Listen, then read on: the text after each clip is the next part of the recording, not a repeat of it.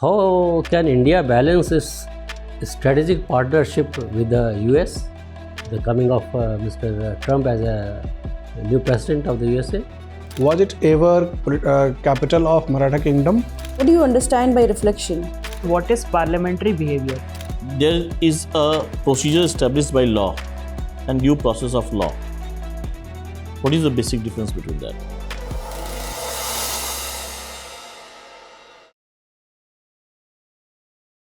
May I come, sir? Yes, come in. Good afternoon, sir. Good afternoon. ma'am. Please be seated. Thank you, sir. Please give a brief introduction about yourself. I am Kapil Laxman Nalawade. I am born in Satara. I done my graduation in physics, post-graduation in political science. My hobbies are watching English TV series. My interest is Stoic philosophy, and now I am pursuing civil services. Okay. Should I call you Kapil or Lakshman? Kapil. Laxman is my father's name. Okay. Kapil, tell me, you did your graduation, you said, in physics. Yes, sir. And post-graduation in political science. Yes. Why this change of heart? Sir, after my graduation, I pursued civil services, where I am not able to clear interview stage. Then later I thought that I must have some backup as a career option. So I pursued political science in masters and then completed NET set. So I have a B plan as a career option. Okay. So what have you learned while studying PSIR? I learned about the state, its various dimensions, various political philosophies and international relations, and the current geopolitical scenarios. Okay. The non-state actors also play a very important role in the international affairs. Now, tell us briefly about the role of non-state actors, such as multinational companies or NGOs, in the international affairs. Sir, the role of non-state actor specifically increased after the 1990s due to the more intensification of the globalization, where world became interdependence. The major non-state state actors first is multinational companies, which distributed their businesses across the world to minimize their production cost and maximize profit. And the second major non-state actors are terrorist organization, which initially funded by the state for their national interest in terms of proxy war. Because the complex interdependence, it's become difficult to go in the direct war. So there is a major cause for the rise of terrorist organizations. Okay. In view of what just now you have explained to us, tell us how can India balance its strategic partnership with the US, the coming of Mr. Trump as a new president of the USA? Sir, in my opinion, India should focus on negotiation various economic deals to minimize the various tariffs which is proposed by the Donald Trump in terms of some reducing import duties for the US products. Second thing, India need to work with the USA, where USA is interfering in the Bangladesh affairs, which is not good for the India in terms of security. So where India can work together with USA. How do you say that US is interfering with Bangladesh activities? Based on which evidence you are saying that? Sir, there is no as such direct evidence as say, but majorly political scholars believe that as China is investing in Bangladesh through its BRI project, so to counter that, USA is supporting BNP and through with the help of Pakistan to counter the China in the Bangladesh region. And also China has a very good relationship with Sheikh Hasina. So that is the reason. Okay. What do you mean by Blue Dot projects? Sir, Blue Dot project is an initiative under the Quad, where Quad countries believe that China is using its checkbook diplomacy to pursue its national interest. So Blue Dot network is basically a platform which provides various information regarding the profitability of the infrastructure. So countries can take better decision and avoid the checkbook diplomacy and the debt trap put forward by the China. How do you define a soft state? Sir, soft state is defined as a state which has a poor record in terms of implementation of rules and regulation. So it can be called as a soft state. Do you think our India is a soft state? Sir, earlier India used to be soft state, but with recent modernization in terms of police, we can say that India is moving away from its past records of soft state. Okay. And one final question, what is a deep state? Sir, in state, there are various stakeholders who takes decision. In normal state, people know about who is taking decision, so they can hold them accountable. But in deep state, we not able to know who is taking decision. So there is a lack of transparency, who is controlling the decision. So it becomes difficult to hold that state accountable. Can you have any example of a deep state in our own country, India? Sorry, sir, I don't think so. India is a deep state. Okay. Thank you. Thank you, sir. Kapil, you come from Satara. Yes, sir. Was it ever capital of Maratha Kingdom? Yes, sir. In 1698, Rajaram Maharaj declared Satara as the capital of Maratha Empire. And how long it continued as capital? Sir, it continued till 1880, till the decline of Maratha Empire. Till 1880? 1818. 18. Yes, sir. Okay. And thereafter? Thereafter, the Satara kingdom has been established as the separate princely state under the British policy. In 1818 itself? Sorry, sir. In 1818 itself or later? Sir, I'm not aware about the exact year. I have to check. Okay. During Maratha kingdom, two popular taxes were collected by the administration. One was called Chauth, another was called Sardeshmukhi. What is the difference between the two? Sir, Chauth is basically collected from the farmers, where it contributed toward the treasury, while Sardeshmukhi is collected from the landlords called as the Deshmukh, and it also established Chhatrapati as a leader of all Deshmukh in terms of Sardeshmukh. You are clear about it? Yes, sir. Okay. And what is the importance of Modi script in Maratha kingdom? Sir, Modi script is developed to write basically various letters, administrative work during the Maratha Empire, which also contributed towards the growth of Marathi literature in later term. Okay. In how many socio-cultural regions Maharashtra is today divided? Or how many socio-cultural regions we find in Maharashtra? Sir, there is a Mumbai urban, Konkan region, Western Maharashtra, Marathwada and Vidarbha. And one is Khandesh. Khandesh. And what about Desh? There Sir, is a region which is called Desh. Khandesh. Khandesh is the northern strip, but there is another region called Desh, which is in between Konkan and Marathwada. Sorry, sir, I am not aware about it. Okay. And who are called Mawalis?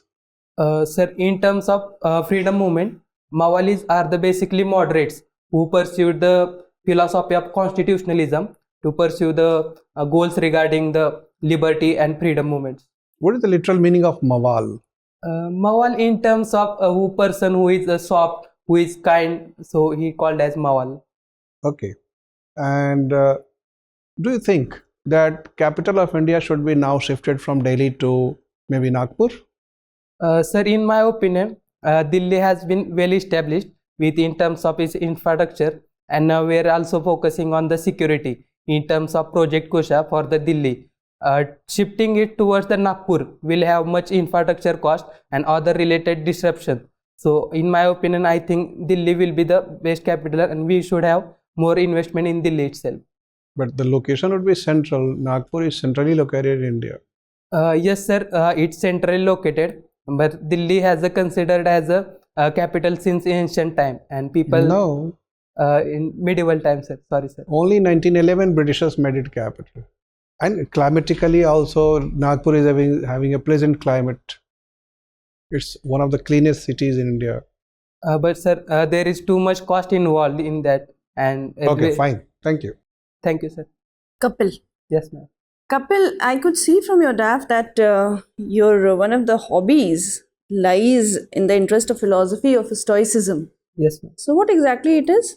Stoicism is a philosophy founded by Zeno in the ancient Greek, which believes in the three principles. First is living in harmony with nature. Second, pursue happy life by upholding the virtues like courage, discipline, and justice. And along with that, it focuses on the fate or your tragedies as a challenge and accept it as a challenge and grow from it in terms of armor 40. Okay. So, can you draw a parallel between Stoicism and other philosophies? Maybe in Indian context also it would work? Indian context, it can be related to the Buddhism, which also focuses on the emotional maturity and accepting the natural phenomena like death, aging, which can be attributed to the Stoicism also. Second thing, Stoicism also focuses on the work we do in terms of do your job rather than focusing on the goal. So similar term we find in the karma theory in the Bhagavad Gita, Buddhism. So I think two things can I contribute at number. Okay, you mentioned about Buddhism. So, what are the four noble truths? Sorry, ma'am, I am not able to recollect. Anyways, how many paths, how many fold of path it has actually recommended? Ma'am, it is 8 path has been recommended. Tell me, Kapil, if I say that, even Advait Vedant is similar to Stoicism, would I be right or wrong? Ma'am, I am at present moment not able to recollect the information about Advaita philosophy. Okay, no issues. You come from Satara, right? Yes, ma'am. What are the social challenges Satara is facing at present? Ma'am, first major challenge is out migration due to drought in the eastern Satara, and there is a lack of industrial and educational institution in Satara. The second thing is disaster related challenges which cause disruption into the socio-economic structure of the Satara, like floods, sometimes landslide and drought. Okay. And what about the education? Ma'am, there are not sufficient education institution in terms of engineering and medical colleges. So students mostly go to the Pune or Mumbai region to pursue their further education. So what could be done? What are the way outs for coming out of these challenges? First way out could be that Satara has been promised a medical institution which can be established as soon as possible. Second thing, there is an engineer institution in Satara which lacks in terms of quality of faculty and infrastructure. With some funding from civil society or industrialist, we can improve those education institutions to attract more students in the Satara. And third thing, need to improve on industrial base, so there will be employment generation. So people, student can take education there and find employment in Satara, so they don't have to migrate out. Okay, from Satara, I could recall, are the oranges very famous from there? Pune, Satara? No, ma'am. Strawberry is famous from Satara. Strawberry is famous. Okay, great. You also write reflective journals. Is yes, it so? Yes. So, what exactly do you write? What do you understand by reflection? Ma'am, reflection is basically a review of my whole day, where I have some standards regarding my behavior, but sometimes I fail to uphold those standards. In reflection, I focus on those, why I failed and what should I have been done rather than why I had done. Okay, fine. Thank you. Thank you, ma'am. Kapil, what is parliamentary behavior? Sir, I am not aware about the term exactly, but if you allow me, I would like to attend the question. Okay, so this term is discussed in a very common parlance that certain dignified institutions need to follow a proper behavior, a code of conduct should be there. So in this context, would you like to attempt? Yes, sir. I believe that, sir, parliamentary behavior is a behavior which upholds the rules and regulation regarding particular decorum or the institution. Along with that, it also upholds the various values which provided by the constitution while behaving yourself. Okay. So with certain recent developments which were in news, do you think that the Parliament of India is upholding the ethos of parliamentary behavior? Sir, in my opinion, unfortunately, our representatives are not upholding the parliamentary behavior, as we recently see the obstruction in the working of parliament. There is a lack of proper debate or quality debate in the parliament, which we are impacting on the parliament decline. And also there is an increase of criminalization in the representative terms.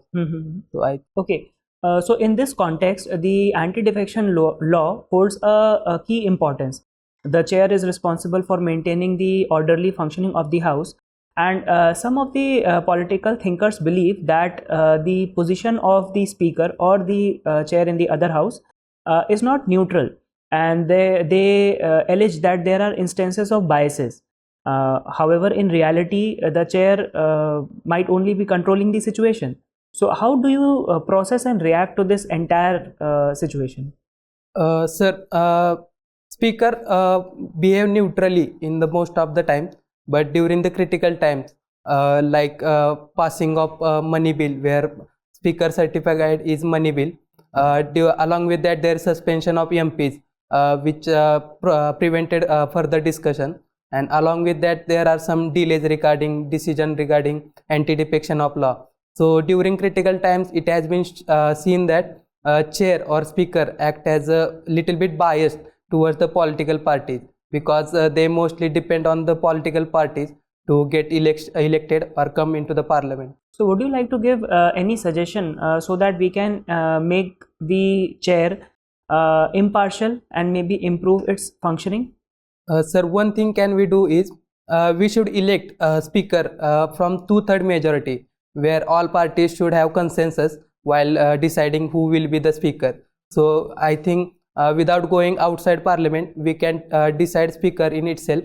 So we have to less interference from judiciary in the parliament itself. Okay, so there is a popular practice in one of the countries in which once a person is elected as the speaker, he or she resigns from the political party in order to maintain the political neutrality.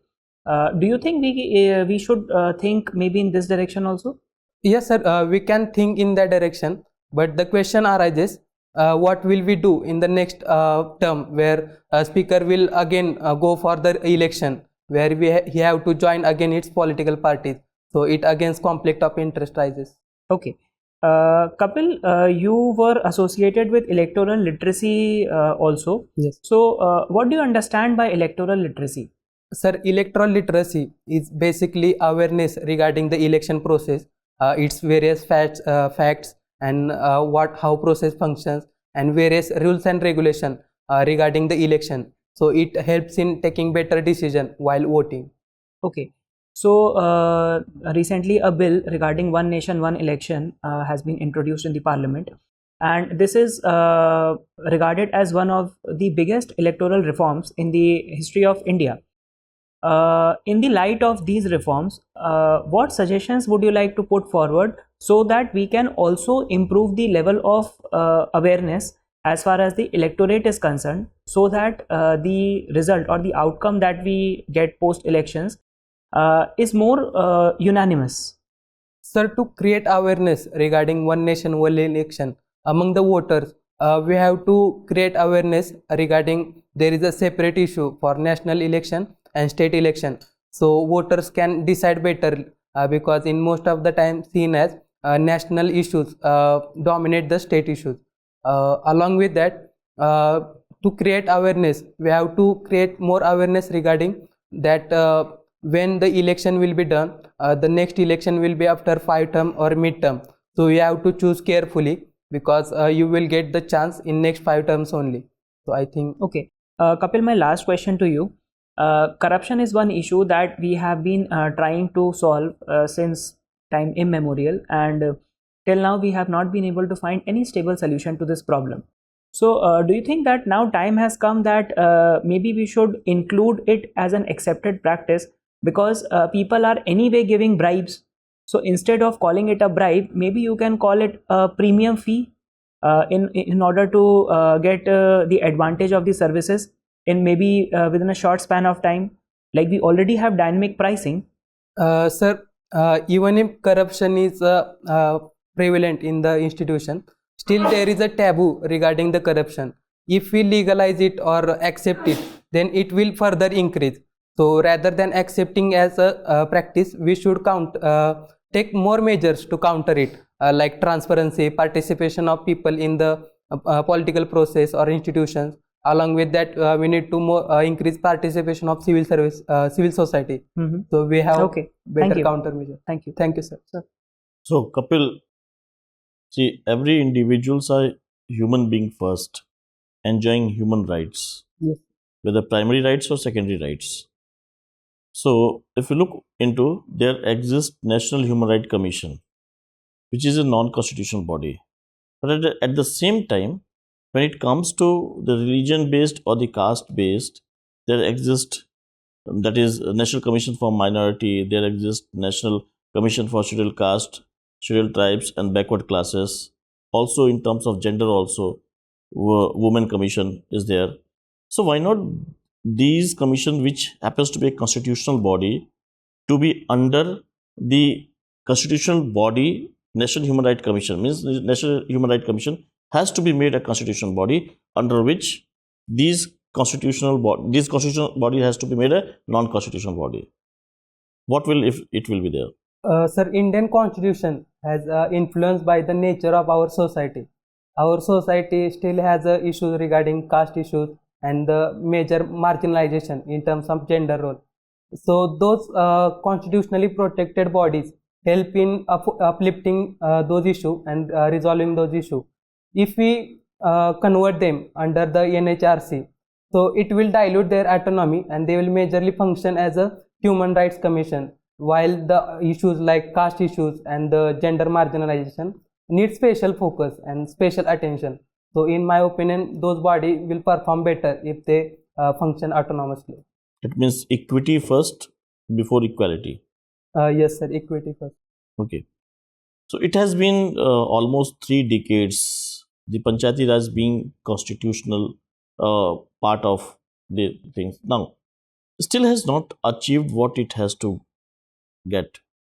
So what are the basic reasons behind that? And if you're being made a secretary to Government of India and asked to give some suggestions, what will you be giving?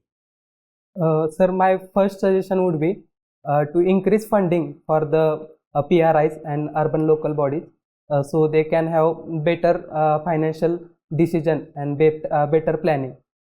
Second thing is increasing their taxing power or explore some new taxes regarding in local areas, so can they have better resources and better delivery of their responsibilities.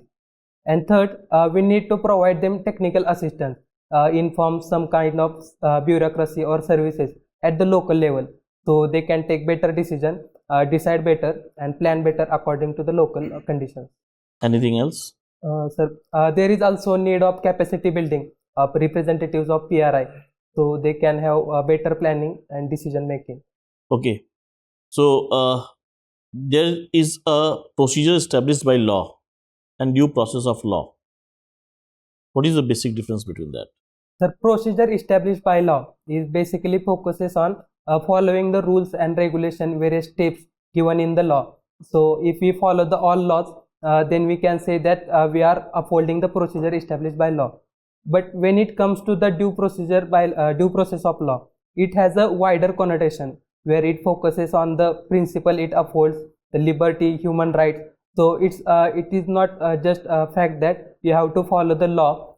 Sometimes you have to uphold the principles also. So it has a wider connotation. Okay. So, thank you, sir. You are from Maharashtra and you must be aware that most of the sugarcane mills in Maharashtra have started crushing sugarcane. But there is an issue with regard to pricing of sugarcane. Are you aware what is the demand of the farmers and what the government has been offering? Sorry, sir, I am not aware about the exact issue. I will read about it. Okay, one final question. Do you think caste-based reservation is a good idea or a bad idea? Sir, if we update it frequently with sufficient data, then caste-based reservation will help our society to uplift the marginalized section of the society, because our society majorly face the challenges of caste discrimination. So caste-based reservation is a good idea if we back it up with frequent updation, so it will be more relevant according to the changing times.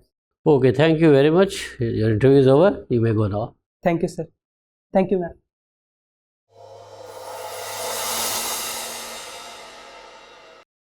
May I come, sir? Yes, come in. Sit down, Kapil. When is your interview, Kapil? 5th of February. 5th of February. A lot of time is there. Which attempt is this? 5th attempt. And second interview? Yes, sir. Last interview was in? 2022. 2022. What was your score? 135. Why such a low score? Sir, I'm not able to communicate what I want to exactly say at that moment. But you must have worked on that. Today you could communicate your ideas very confidently. Yes. Did you ever work on this? Yes, sir. Today you are, you are not a candidate who should be getting a low marks like 135. Yes. That's what we can tell you from today's performance. You are a well-informed person, very articulate in your views.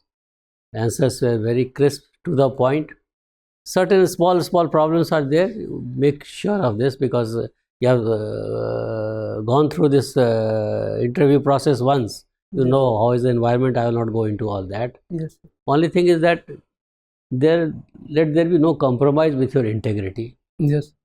Personal integrity, your ethical values are very important, and board will like to have deep insights into that. Yes. Whether you are a person of honesty, whether there is a purpose of honesty, honesty of purpose in all your statements or not, whether your views are balanced or not, whether you are able to convey your ideas confidently, freely or not, and general awareness on variety of issues, and whether you are argumentative, whether you are able to listen to the intent of the question and then collect your thoughts and then answer. So most of the parameters there is no problem, but one place where you committed mistake which you shouldn't have. You see, either you know or you don't know. Yes. As simple as that. You are not supposed to be knowing everything. You tried to explain the concept of Chauth and Sardesmukhi. Yes. And you got a wrong answer, isn't it?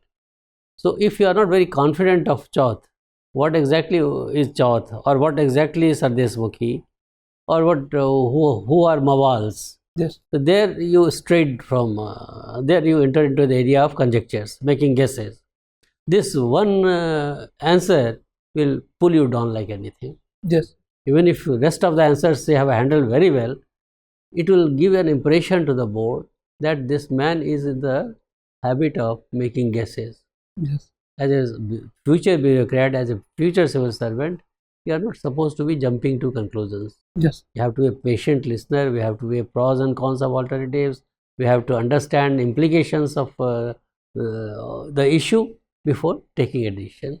So rushing through the answer is not important. Yes. What is important is, if you know, then only you should answer. If you don't know, be candid enough to admit that I don't know. Yes.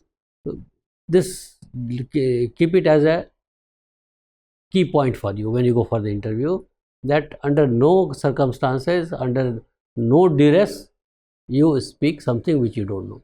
Yes. If you are able to maintain your personal integrity, honesty, that itself will give you very good marks. Yes. And then subjects are so many things, like sugarcane. You said I don't know. We appreciated that. Yes. Yes, you don't know, it's all right. But what you know, you should be very clear about it. Yes. Isn't it?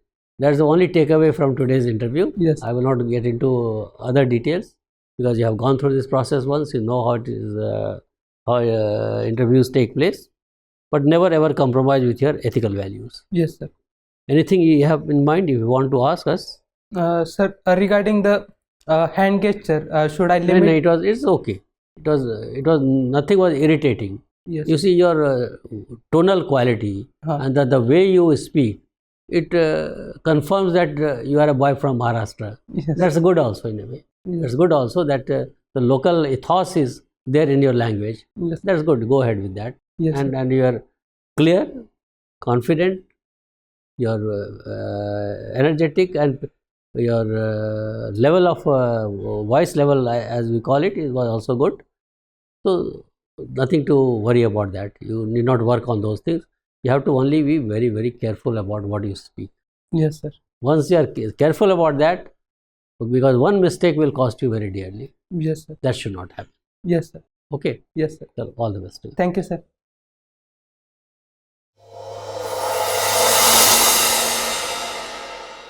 For more informative content, like, share and subscribe, and do not forget to press the bell icon to get the notifications.